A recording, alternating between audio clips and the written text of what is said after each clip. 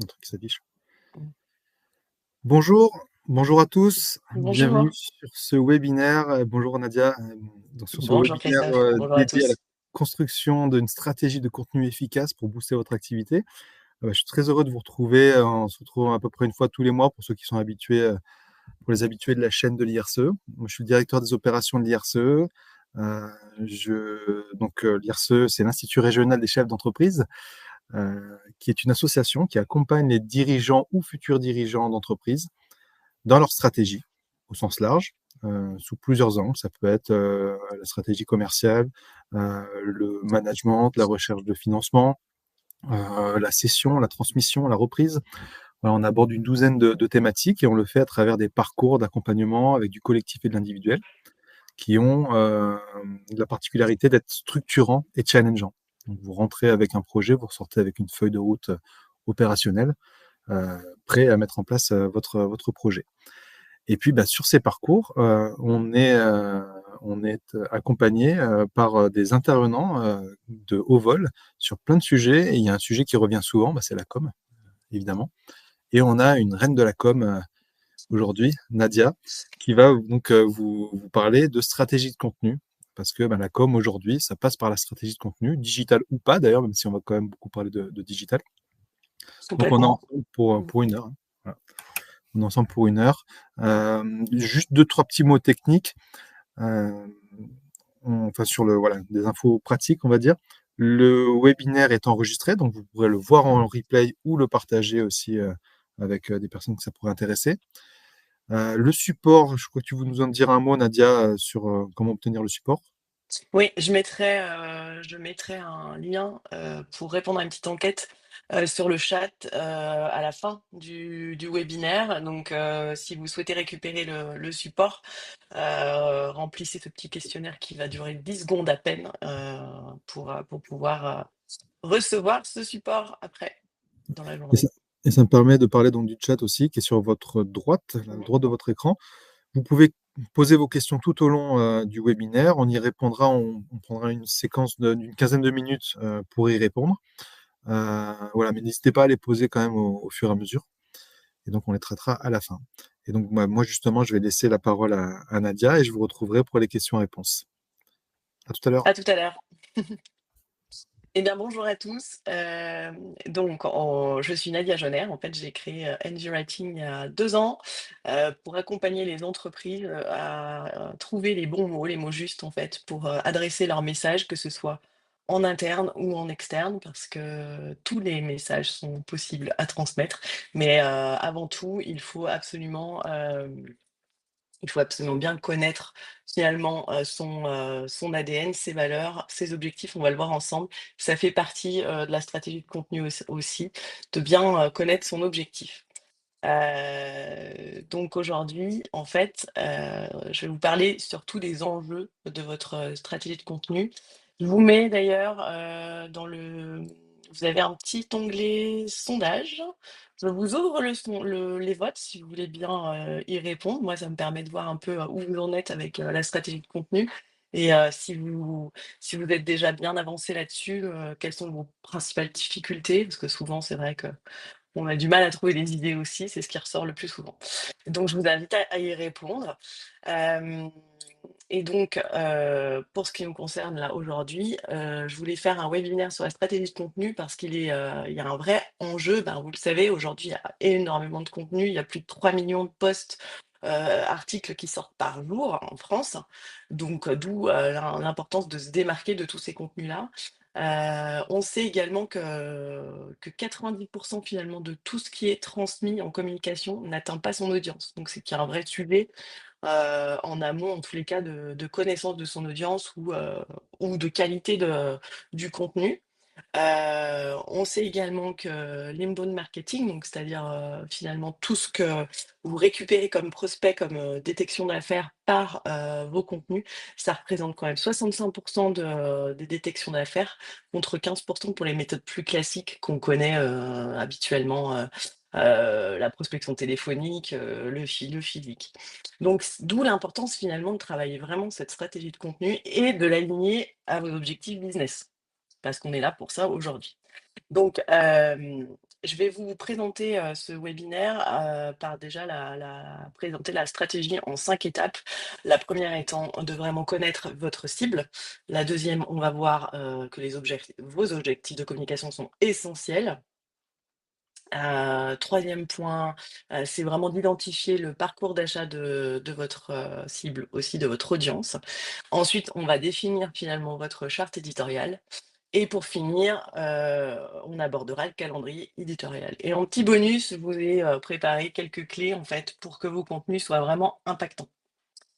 Donc c'est parti pour ce webinaire dans le dur. Donc, déjà, la première des choses qui est hyper important pour vous, c'est de comprendre véritablement à qui vous vous adressez. Parce que ça va vraiment déterminer derrière, la façon de s'adresser à votre audience, ce qu'on va appeler le persona, c'est vraiment votre client idéal.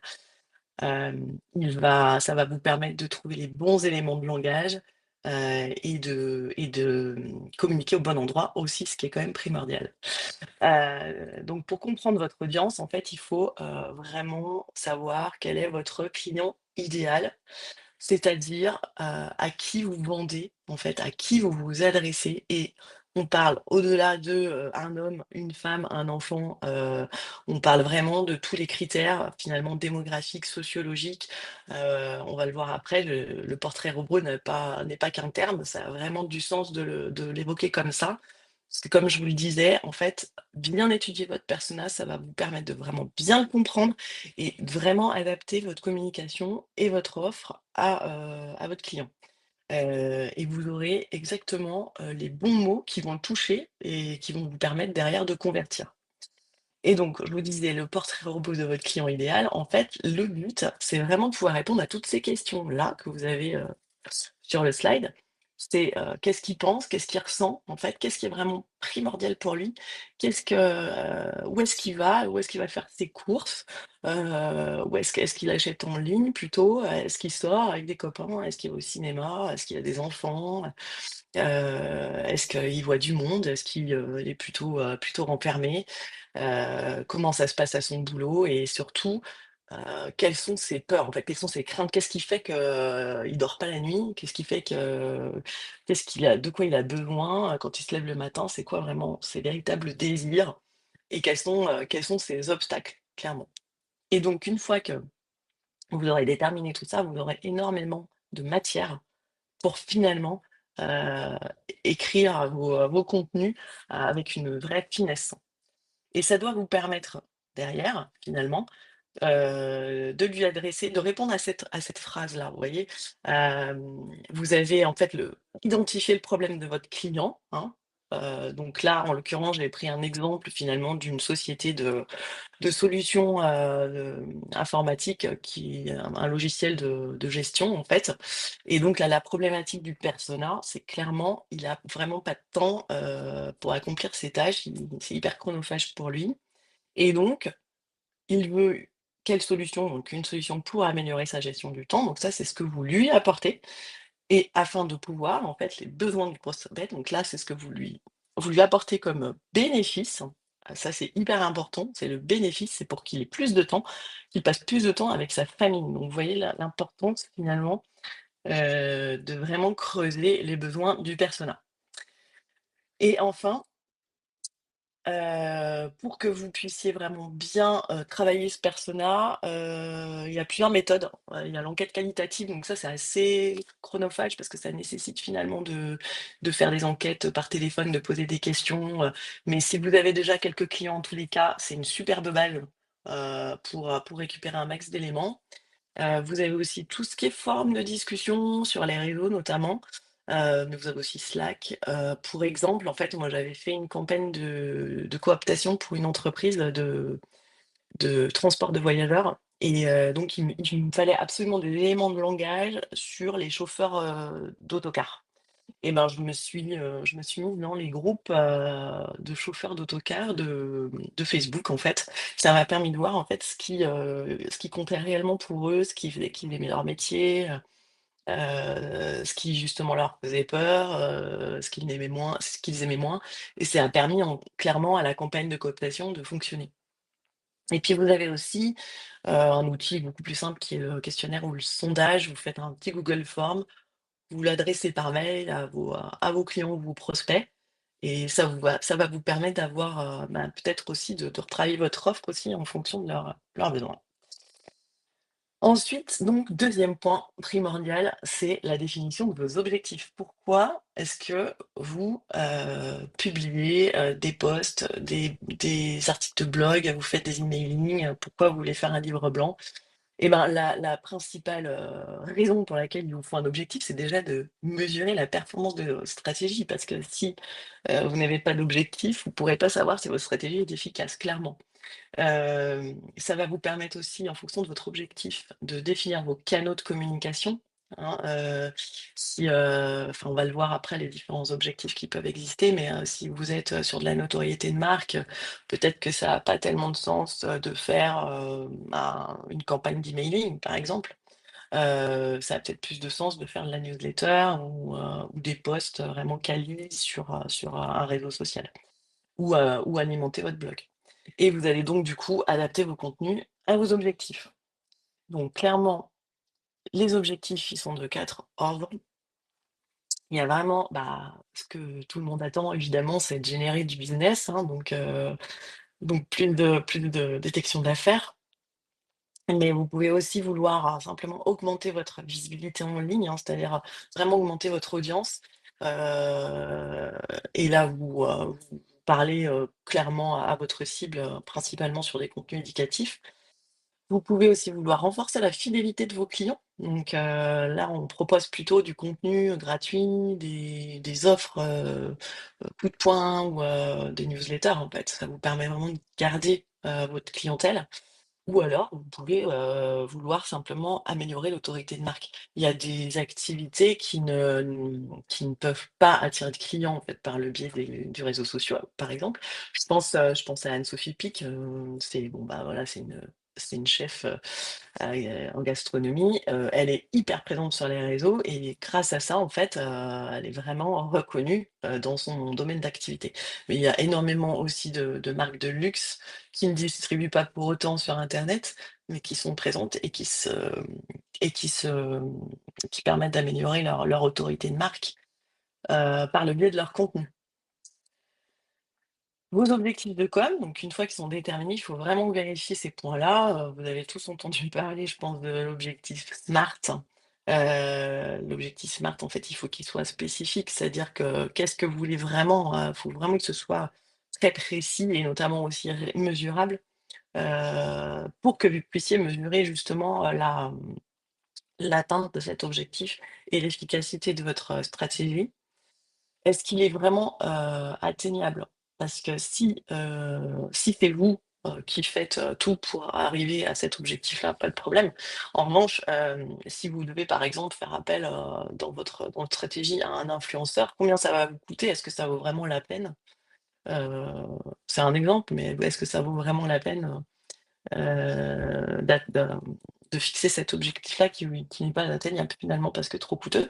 Est-ce que c'est pertinent aussi de le lancer, de vous lancer en ce moment, de lancer votre campagne en ce moment, par exemple? Heu,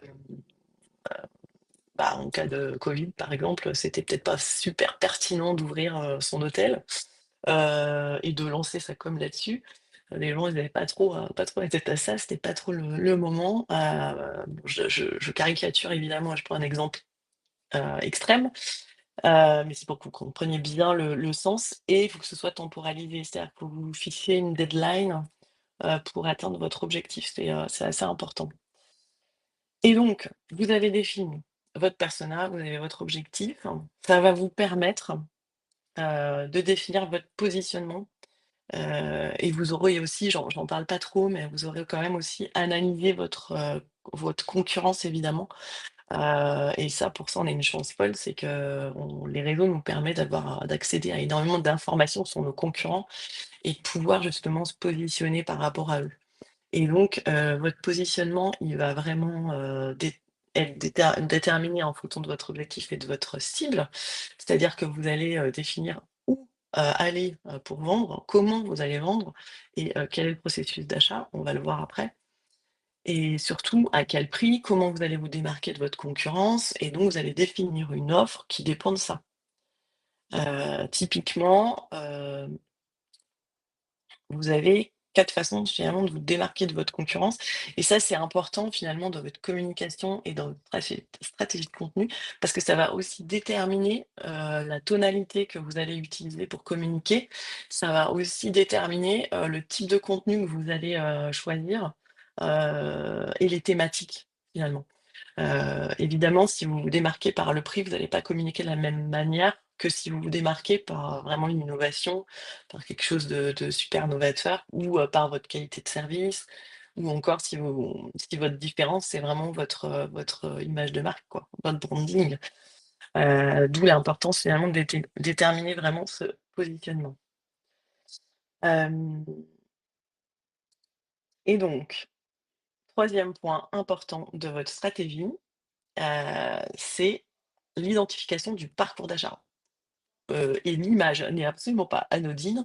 En fait, je vous ai mis l'entonnoir dans la bouteille parce que vous allez voir que le parcours d'achat, ou le tunnel de vente, en fait, l'objectif, c'est vraiment que, vos clients ils se retrouvent dans la bouteille et qu'ils soient ravis d'y être, même si là, ça fait un petit peu enfermé, mais qu'ils soient ravis d'y être et qu'ils souhaitent y rester, en fait. Donc en clair, le parcours d'achat, le tunnel de vente, en fait, c'est vraiment un parcours pour, que votre audience, elle arrive à votre objectif final, qui est que vos clients, restent et se fidélisent. Et vous le faites tous, je suppose, quand vous, scrollez, sur les réseaux finalement, vous avez des notifs, enfin voilà, des posts qui arrivent. Bon, ça vous intéresse, vous lisez, mais bon, pas plus que ça, vous passez. Puis jusqu'à un moment où finalement, cette personne, vous la suivez, vous finissez par la suivre. Et donc du coup, bah, là, vous êtes dans la phase, où vous êtes abonné et peut-être qu'à un moment donné, cette personne va vous parler de choses qui vraiment vous résonnent en vous et ça va vous inciter à acheter. Donc ça, c'est schématique, mais on va le voir dans la slide suivante, en clair.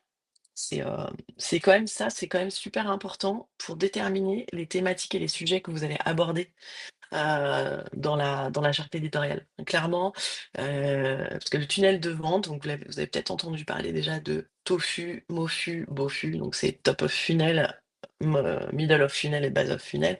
Moi, je préfère parler finalement, de, prise de conscience. En clair, en haut du tunnel de vente, vous avez toute une population finalement qui a tous les symptômes que, que vous enfin, que vous résolvez finalement.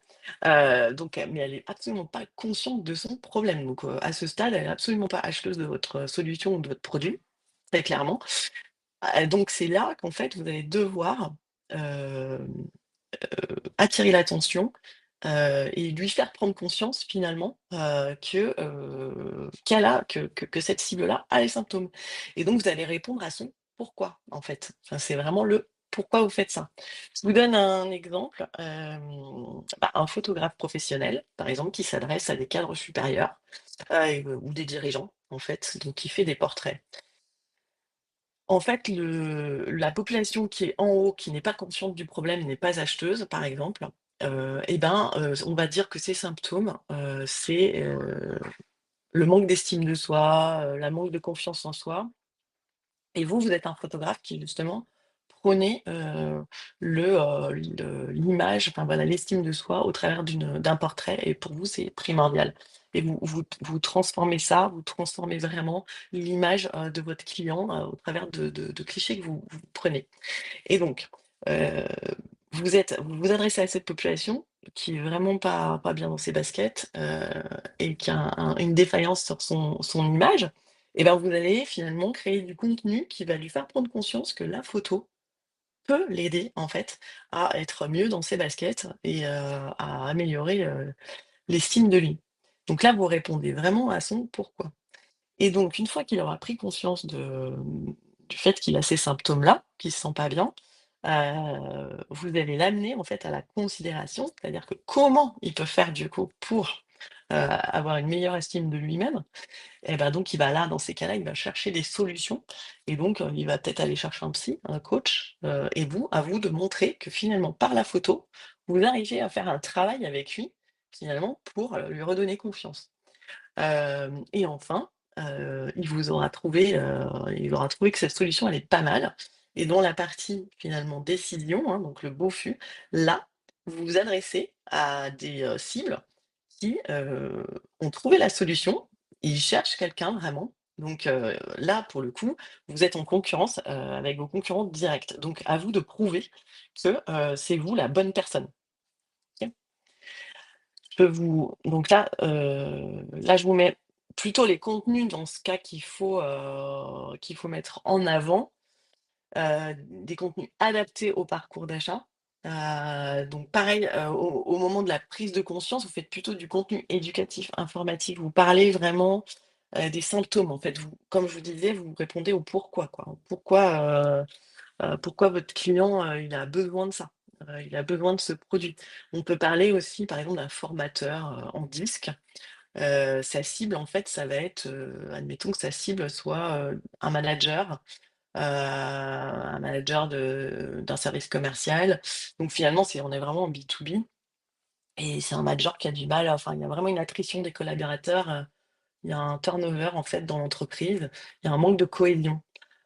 Donc là, typiquement, le client idéal, heu, son problème principal, c'est il y a un manque clair de cohésion et il y a une attrition des collaborateurs. Donc ça, c'est un point qu'il va falloir, lui montrer que, le disque finalement peut répondre à ces problématiques-là.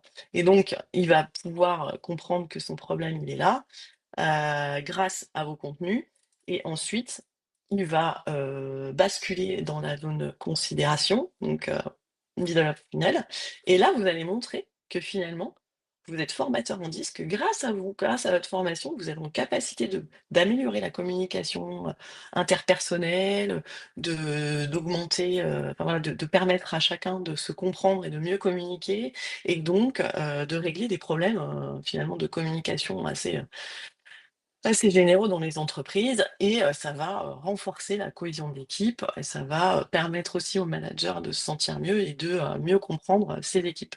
Et donc cette phase-là, au niveau du middle of funnel, ça vous sert vraiment à aborder des thématiques, très, très, experts. Hem, Là, vous montrez vraiment votre valeur ajoutée, quoi. Et ensuite, une fois que l'entreprise a déterminé que entre finalement un coach, un formateur en disque ou ouais, enfin, le coach de toute façon et ben c'était le formateur en disque qui était le plus, approprié, pour, répondre à la problématique. Clairement, à vous de prouver par des études de cas et des témoignages que c'est vraiment vous, qu'il faut choisir. Et ensuite, donc on est en bas, du tunnel, et là, vous avez vos clients et là, vous voulez vraiment les fidéliser.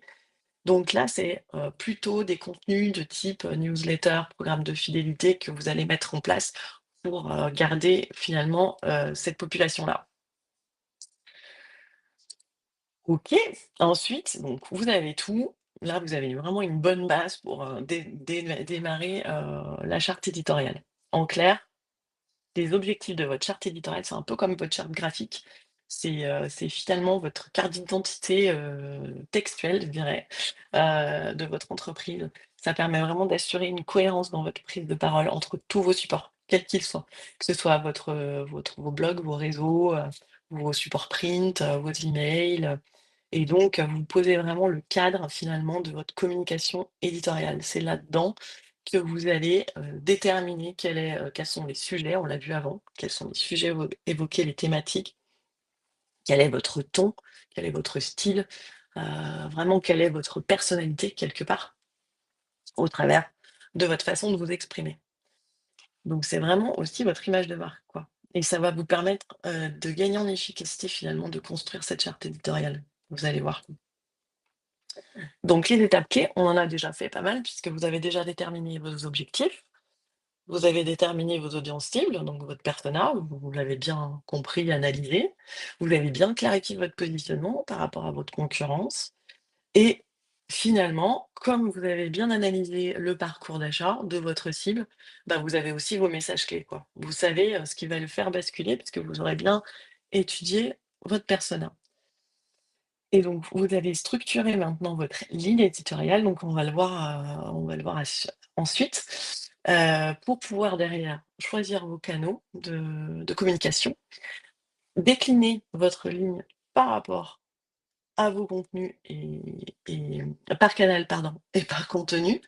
Parce que, évidemment, donc par rapport aux canaux, si vous êtes en B2C, il est peut-être plus opportun de choisir comme canal, les réseaux sociaux Facebook, Insta, TikTok, alors que si vous êtes en B2B, clairement, LinkedIn s'y prête beaucoup mieux.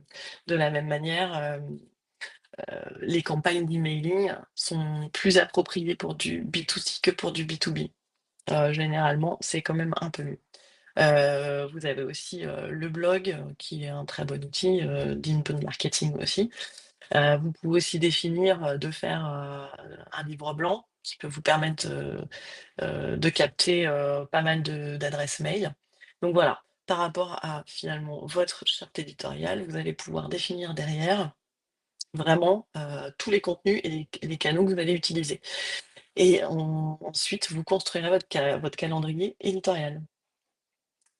Et les KPI, c'est essentiel. Les KPI, c'est définir finalement vos indicateurs de performance parce que ça va vous permettre de voir, si effectivement votre stratégie mise en place, elle est fiable. Je vous donne généralement sur les réseaux, c'est le taux d'engagement qui compte, mais ça peut être aussi, le nombre de leads, réalisés, sur le mois. Vous pouvez avoir, voilà, des objectifs qui sont, vraiment très précis comme ça. Où, vous vous dites: «En 6 mois, il faut que je signe 3 nouveaux clients ou 10 nouveaux clients», grâce à cette communication sur les réseaux. Ou alors, par une campagne d'emailing, pareil, vous pouvez vous dire: je capte, 10 clients par mois supplémentaires». Ce sont des exemples, bien sûr. Donc, dans la ligne éditoriale, donc là, on est vraiment dans le cœur de votre charte éditoriale. L'objectif, c'est vraiment que cette ligne éditoriale, elle reflète votre entreprise, elle reflète vos valeurs profondes, votre ADN, et que donc ça donne de la cohérence vraiment à vos contenus. Heu, on l'a vu tout à l'heure par rapport à votre parcours d'achat, vos thématiques et vos sujets font partie intégrante de la ligne éditoriale. Il faut que ça, se soit posé et gravé dans le marbre, en fait, pour que heu, vous soyez sûr finalement de pas, changer de cap et en plus, ça va vous permettre d'avoir toujours des idées, finalement. Donc vous avez aussi, dans la ligne éditoriale, les mots-clés à utiliser, hein, vraiment votre champ lexical, c'est hyper important, votre champ sémantique et les messages que vous souhaitez adresser. Donc ça peut être des baselines, des punchlines, mais ça peut être globalement aussi une idée forte. Hem et donc vous allez déterminer également les déclinaisons par support. Donc la typo, il y a pas mal de choses aussi, la typo, le ton, est-ce que je m'adresse, à ma cible, en le disant «tu», en disant «vous», ça fait partie, franchement de la charte éditoriale et ça fait partie de votre identité, très clairement. Et donc, bah, voilà, vous avez un petit guide de la construction de votre ligne édito, comme je vous disais, en fait. Hem, la première question à vous poser, c'est: «Qu'est-ce que je veux donner comme image à ma cible, quoi? Est-ce que je veux paraître décalé? Est-ce que je veux paraître sérieux? Est-ce que je veux paraître, vraiment hyper professionnel? Est-ce que je veux paraître fun?» Ça vous appartient, je veux dire, c'est votre choix par rapport à votre concurrence aussi pour vous démarquer. Donc ça fait partie, ça c'est des choses qu'il faut vraiment établir dans votre charte. Vous allez, identifier tous les thèmes à aborder comme on l'a vu précédemment, ainsi que les sujets. Votre ton, votre style, encore une fois, est-ce que, c'est plutôt du style, connivant, familier, ou plutôt, très, sérieux, très professionnel, très formel? Voilà, est-ce que vous dites «vous», est-ce que vous dites «tu», et d'un support à un autre, il faut que ce soit cohérent quand même, quoi, qu'on retrouve en fait finalement votre style, quels que soient vos supports. Donc vos messages clés, encore une fois et aussi, ça répond à la question: «Qu'est-ce que je ne veux pas?» surtout, qu'est-ce que je ne veux pas? De quoi je ne veux pas parler? Qu'est-ce que je ne veux pas renvoyer comme image? Et ça, c'est génial parce que finalement, je pense que vous l'avez tous fait, de regarder vos concurrents et de voir: «Ah bah lui, non, j'aime pas du tout sa façon de parler, lui au contraire, vous vous inspirez». Donc hésitez pas vraiment à faire un benchmark, sur vos concurrents sur les réseaux, c'est une super mine d'informations, quoi. Donc là, je vous ai mis, une petite map en fait qui vous permet de voir, alors c'est pas exhaustif, c'est, vraiment pour vous donner un une vision globale en fait de votre charte éditoriale, pour voir que finalement elle découle, naturellement de votre personnalité, de votre ADN. Donc vous choisissez vos cibles, vous déterminez bien vos cibles, vos objectifs de com, on reprend ça, le style que vous souhaitez avoir, votre ligne éditoriale et les canaux de communication. Donc, j'ai mis blog, magazine, réseaux sociaux, newsletter, ça peut être emailing aussi. Heu, Ça peut être, flyer, voilà. Si vous êtes, en réseau physique, il y a pas de limite, en fait. OK? Et donc maintenant vous avez tout, vous avez vos sujets, vous avez votre cible, vous savez exactement ce que vous allez aborder et comment vous allez le faire et ben, vous allez pouvoir créer votre calendrier éditorial. Et là, votre calendrier éditorial, je ne sais pas si vous en avez déjà un.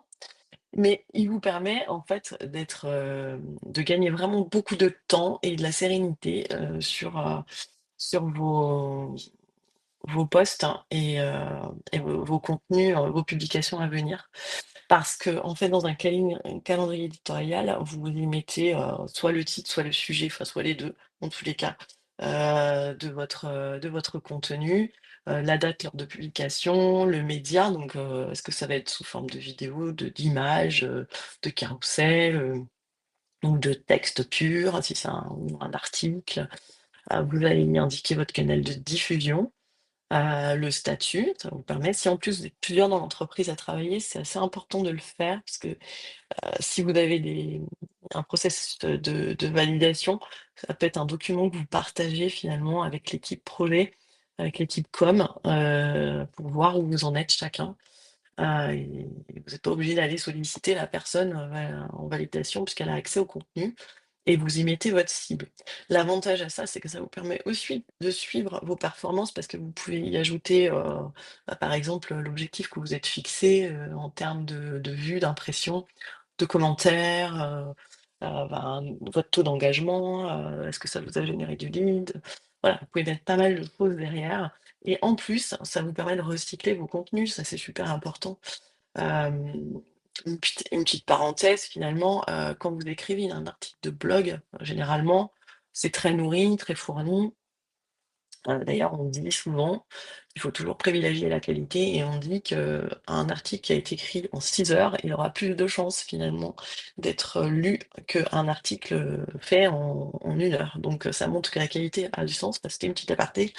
Mais, tout ça pour dire que dans votre article de blog, vous avez, plein d'idées que vous pouvez réexploiter derrière dans des posts. Les posts, quel que soit votre support, c'est une idée, un post égale une idée. Donc vous pouvez utiliser un article de blog qui va peut-être contenir, 3, 4, 5 idées. Vous voyez, vous pouvez le découper finalement en 5 posts. D'où l'intérêt, vraiment d'avoir un seul, et unique, outil pour suivre vos contenus en fait, vos publications. Donc pour ça, je vous ai mis quelques outils. Alors, Excel évidemment, c'est le basique, mais finalement c'est pas si mal. Moi j'utilise Notion, en fait, c'est un outil qui est hyper sympa de gestion de projet. Vous pouvez y faire, même, y mettre votre CRM, vous pouvez faire des pages web là-dessus, et ça a l'avantage en fait de pouvoir être, aussi partagé avec d'autres et même avec vos clients, si vous voulez. Hem Vous avez Swello aussi qui est un outil de gestion de projet qui vous permet aussi de gérer, les publications directement, et automatiquement avec vos réseaux sociaux donc ça fait le lien et Trello, c'est un outil de gestion de projet aussi. Il y en a plein d'autres, hein, il y a Asana aussi, mais en tous les cas dans le gratuit, dans le très intuitif, moi je privilégie vraiment Notion. Voilà. Eh bien, écoutez, on a fait le tour finalement de la stratégie de contenu. Maintenant, je vais vous proposer finalement, parce que c'est quand même important d'avoir quelques clés pour que, vos contenus, il aient vraiment un impact avec votre cible. Il y a des codes en fait de communication qui sont importants à connaître. Donc déjà, je vous apprends rien, votre accroche, clairement, c'est la base en fait, quel que soit votre support, l'accroche, elle est fondamentale. En fait, 80 des gens, lisent l'accroche, mais il y a que 20 qui lisent la suite. Donc d'où l'importance de la soigner vraiment et il faut une accroche qui, convainc en 3 secondes parce que clairement le lecteur, il est hyper pressé, et si c'est fade, il va pas rester. Donc je vous ai mis quelques exemples en fait pour montrer qu'il faut être assez spécifique. J'avoue que 90 des contenus, n'atteignent pas leur audience. C'est beaucoup plus parlant et impactant que finalement, pourquoi vos contenus n'atteignent pas leur audience. Voilà, il faut mettre du chiffre, il faut mettre, des éléments très spécifiques.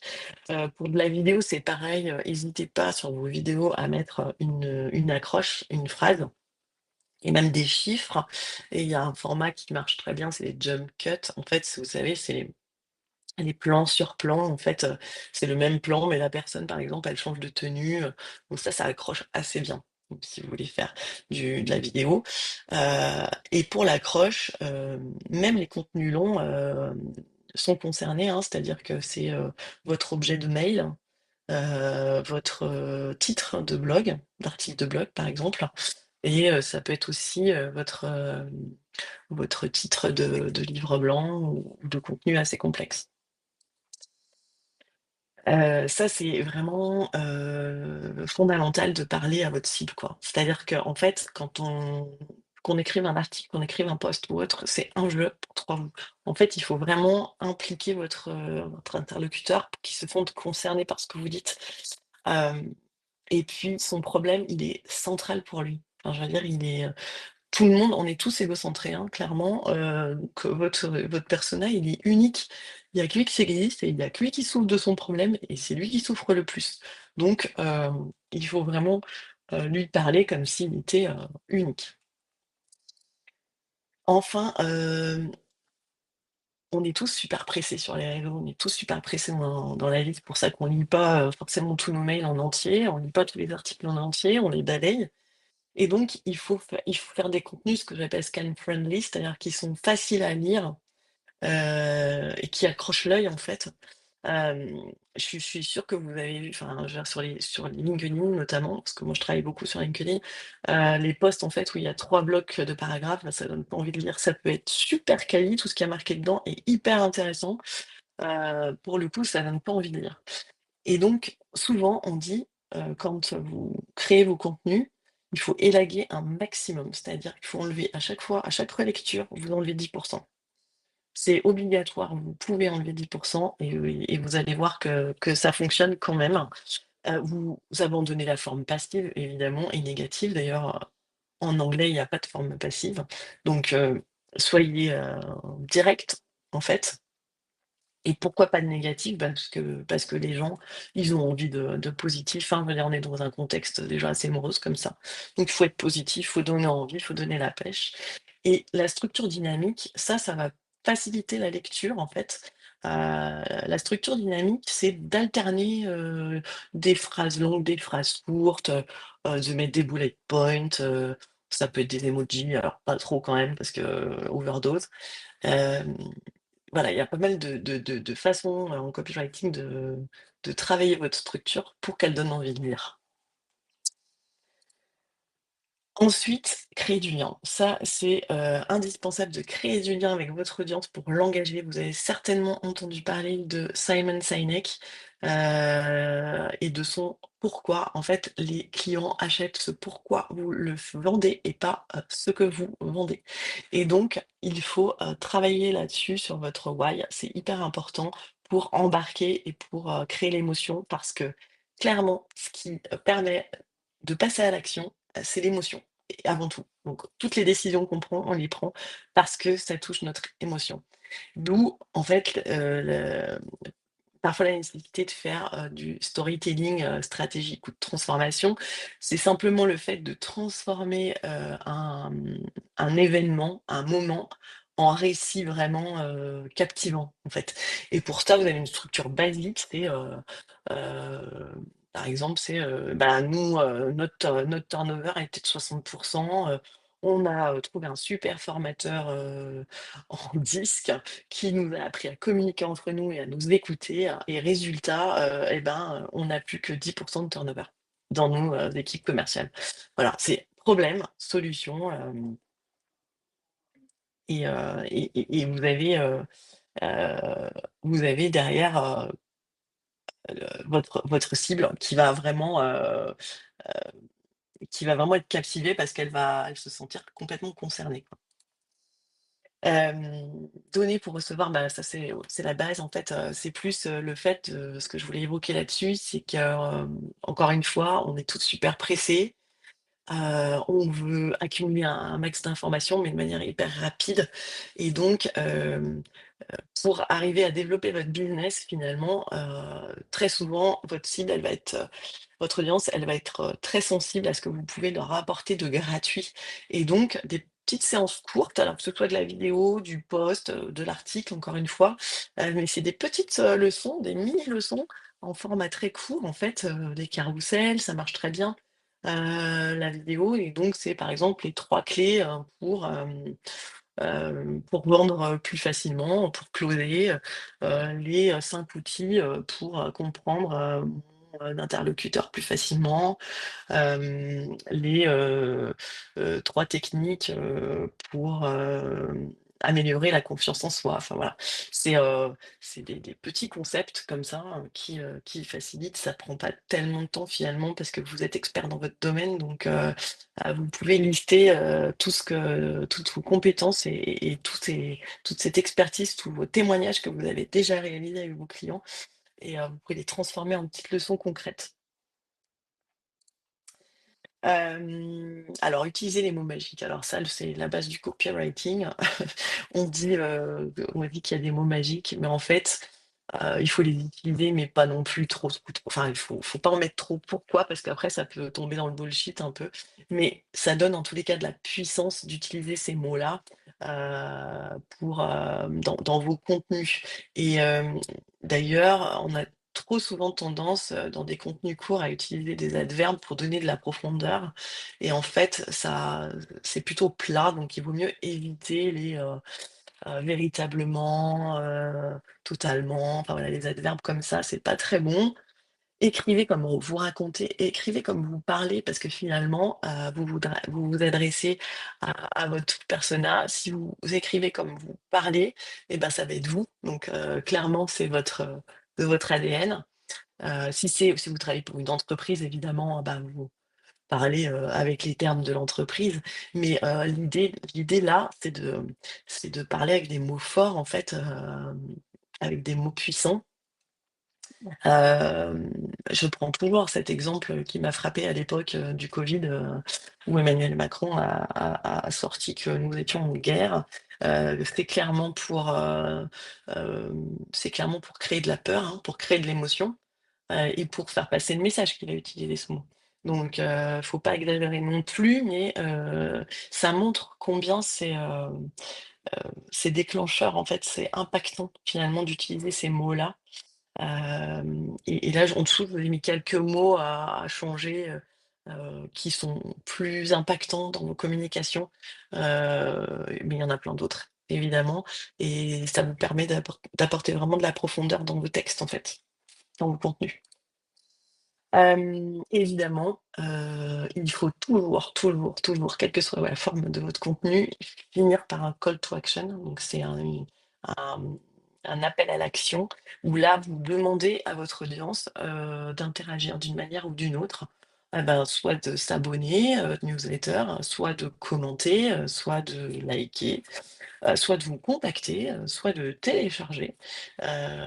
Donc hésitez pas à personnaliser au maximum votre call to action, et d'être quand même fin, dans votre, approche, c'est-à-dire, vous voulez en savoir plus, sur, mon offre, téléchargez, ce livre blanc, et ça va vous permettre en tous les cas, d'actionner assez rapidement l'engagement de votre cible. Voilà, bah, j'en ai terminé avec le webinaire. J'ai pas dépassé, hein, Christophe. Ce que je veux rajouter, c'est que vous avez, une journée complète d'atelier qui est organisée le 2 juillet prochain. Ce sera sur Marseille dans les locaux, pardon, de Free Pro. Là, ce sera vraiment un atelier, l'objectif étant que vous repartiez avec vraiment votre stratégie complète qui soit mise en place et votre calendrier éditorial avec toutes vos thématiques et vos sujets. Donc, il y a le lien d'inscription et le QR code. Je vais vous ajouter hop, le petit Google Form dans le chat et je réponds à vos questions. Peut-être, y en a-t-il? Ouais, commencer à les indiquer dans le chat. Et d'abord, merci Nadia, c'était super clair. Évidemment, on ne peut pas tout aborder la Non, stratégie de communication en moins d'une heure, donc on a vu les bases là qui vont vous permettre d'avancer. Il y a deux possibilités d'aller plus loin. Effectivement, tu l'as dit, la première, pour tous ceux qui sont pas trop loin de Marseille, c'est de venir. En plus, vous pourrez découvrir les locaux, le siège national de FreePro qui est à Marseille, qui est super sympa à visiter. Et on passera une journée entière pour aller plus loin sur le sujet. Et puis, vous avez aussi, pour les plus éloignés, la chaîne IRCE, la chaîne Webikeo de l'IRCE. Et donc là, n'hésitez pas à aller voir d'autres webinaires en replay. On en a un qui n'est pas en replay, mais qui va arriver bientôt, le 9 avril. C'est un webinaire sur le pitch. On va pouvoir travailler l'accroche dont tu parlais, Nadia, et ouais. le why, le pourquoi, appuyer sur la problématique et jouer sur l'émotion. Donc ça, c'est un outil incontournable aussi, le pitch, entre autres pour votre stratégie de contenu. On en a un sur le storytelling, on en a un sur l'IA génératif. On n'a pas eu le temps de parler trop d'IA. Et évidemment que c'est un outil, il ne faut pas y aller les yeux fermés, mais c'est quand même un Mmh. outil super pratique pour pouvoir produire du contenu. Parce qu'on sait que c'est chronophage de produire du contenu. Et c'est une super base. Voilà. Moi, je l'utilise au quotidien, mais comme je vous le dis, j'y vais pas les yeux fermés. C'est-à-dire que on peut proposer un sujet, c'est important de lui donner le contexte, etc. Bon, je Mmh. ne vais pas en dire plus parce que je vous invite à aller voir le webinaire qu'on a fait qui s'appelle Maîtriser l'art du prompt sur la chaîne IRC de Webikeo, qui est super intéressant. Trouver le meilleur outil, etc. Bon, on sait, il y a ChatGPT, il y en a d'autres. Ça, vous avez plein de sites ou de webinaires qui vont vous expliquer quels sont les outils les plus sympas à utiliser. Là, on a voulu se focaliser sur comment on prompte, comment on pose la question à l'IA pour pouvoir obtenir la réponse la plus proche possible. Et Bah, donc, le 2 juillet, voilà. je te coupe, Christophe, mais le 2 juillet, je pense justement pendant la journée d'atelier faire, justement une petite partie IA parce qu'aujourd'hui on est, Ouais, forcément, on l'utilise tous. C'est un véritable outil, mais comme tu dis, il faut savoir l'utiliser et pas en abuser ouais. pour garder la créativité qu'on a en nous. Le Google Form est bloqué en accès. Lequel? C'est Ah, celui le mien, sur l'événement? il est bloqué en accès, Ah, ça doit être non, ça doit être le mien, ça doit être ça. c'est celui du 2 juillet, je crois. Alors attendez, on va régler ça tout de suite, en direct Heu, live. non, c'est Euh, peut-être le mien, c'est peut-être pour Ah oui, donner les avis? ouais, c'est pour les Comment avis. ça se fait qu'il soit bloqué? C'est bizarre parce que je l'ai Celui pour l'atelier du 2 juillet, vous avez le QR code. Je peux aussi vous coller le lien, tout simple, pour cliquer dessus, ce sera plus facile aussi. je Euh, t'écoute, hein, Christophe, si les questions, sont ouais, ouais, ouais, on va y aller là-dessus. Attends, je cherche juste le. Moi, je le mettrai, en même temps que tu traiteras une question, je mettrai le lien pour l'atelier. Donc, juste aussi un truc, on a un webinaire en replay sur la plateforme de marque et ça fait écho aussi à ce que tu disais sur mmh, les valeurs, la mission, le, la tonalité, la mmh, personnalité de la marque que vous voulez faire transparaître dans votre identité de marque. Bon, on a aussi un webinaire là-dessus. Donc voilà, n'hésitez pas à aller voir sur la chaîne IRCE. Il y a plein de sujets complémentaires de ce qu'on a vu avec Nadia. Alors, les questions. On en a une première que je vais ressortir. La petite question de Sophie. Vous avez dit qu'il vaut mieux privilégier les formats courts. Est-ce que cela compte vraiment pour les articles? En non. SEO, on essaie d'avoir justement des contenus étoffés assez longs. C'est vrai, très bonne question. Effectivement, les formats courts, c'est ce que j'appelais scan friendly. Ça s'adresse plutôt effectivement aux réseaux sociaux où là, on est super pressé, on scrolle, non, les articles, en fait, on me dit généralement qu'il faut quand même des articles de 1 000-1 500 mots minimum, hein. Là, les articles pour qu'ils soient en SEO, oui, soient bien référencés, il faut de la quantité et de la qualité. Mmh. Est-ce qu'il y a d'autres questions en dehors du Google Form? Il y avait une question sur la gratuité et le côté payant de certains logiciels. Donc, on a Oui, commencé à y répondre pour ceux qui n'ont pas vu passer dans le chat. Notion, il y a une version gratuite et une version payante. oui. Je sais Bon, pas. la gratuite, elle suffit, hein. Ouais, elle suffit.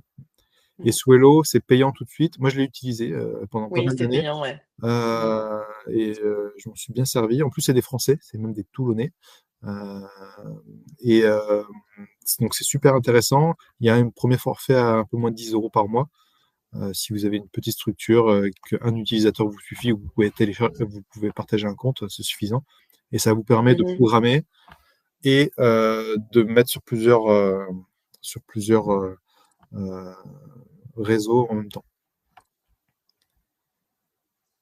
Heu, Est-ce qu'il y a d'autres J'essaye questions? de régler mon problème là du Google Form. Ouais.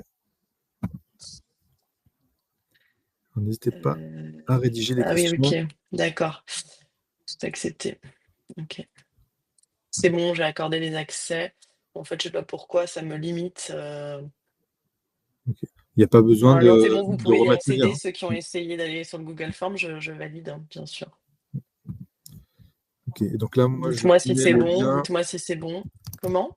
Là, je mets le lien d'inscription à l'atelier du 2 juillet à Marseille. Parce qu'il marche pas le QR code? Si, si, mais voilà, c'est plus facile aussi de cliquer dessus. Voilà, ça fonctionne, c'est L'accès bon. est toujours refusé, me dit-on. C'est quand même étonnant, ce truc. Non, là, on a remis l'accès toujours refusé. Là, Non, on a mais c'est remis pour mon qu'il dit que Google ça fonctionne. Form, hein. Ouais, ouais. Heu, Ouais, c'est bon pour Nadia. Ouais, ouais. Donc, c'est bon? réessayez ceux pour qui c'était refusé, C'est bon. plutôt de rafraîchir la Donc page, recliquer sur le lien, peut-être. c'est Ouais. ça. Mm. Voilà, et puis j'avais une question Tous aussi les yeux, ouais, sur c'est bon, normalement, là, ça devrait être bon. j'avais une question sur la Tous les chaîne yeux IRCE. attendent. Alors, on a une chaîne YouTube, mais là, je vous parlais surtout de la chaîne IRCE sur Webikio. Donc, c'est directement sur Webikio. Vous allez sur webikio.fr, vous tapez IRCE dans le moteur de recherche et vous allez voir le logo qui vous amène sur la chaîne. C'est le plus simple. Alors, pas d'autres questions ou c'est simplement que vous êtes en train de taper? J'ai remis le lien, normalement, il est, ouvert à tous. J'avais fait un bug, je suis navrée. Mm. Donc confirmez-moi que c'est OK.